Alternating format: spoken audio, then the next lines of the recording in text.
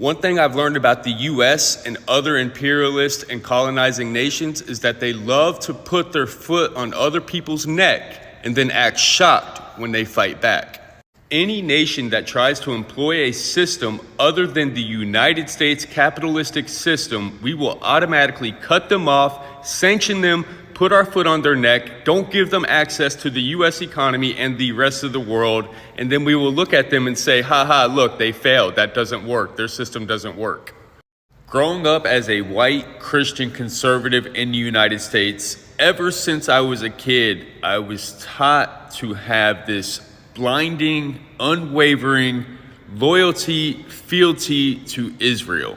I was conditioned to believe that Israel was the promised land and the Israelis were God's chosen people, and all the Arabs surrounding Israel just wanted to annihilate them and wipe them completely off the map.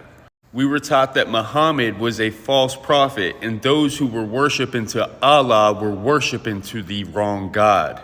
And we were taught that we were supposed to pledge allegiance to the United States, support the American military and their endeavors all across the world, but especially in the Middle East, and their support for Israel. We were supposed to back that no matter what.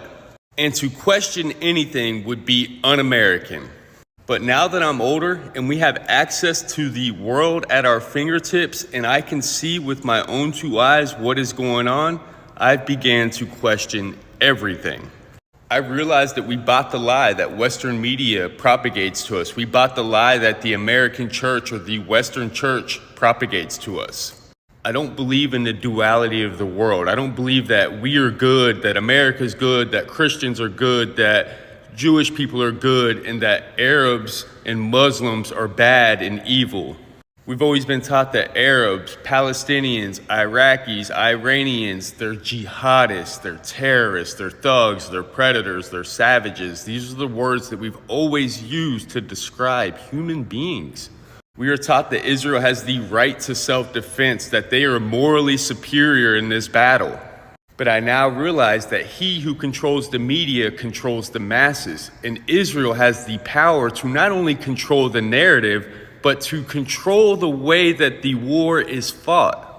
We are taught that this war started from a Hamas terrorist attack on October 7th, but in reality, this war started 75 years ago, with the start of the ethnic cleansing of the Palestinian people and the stealing of their land.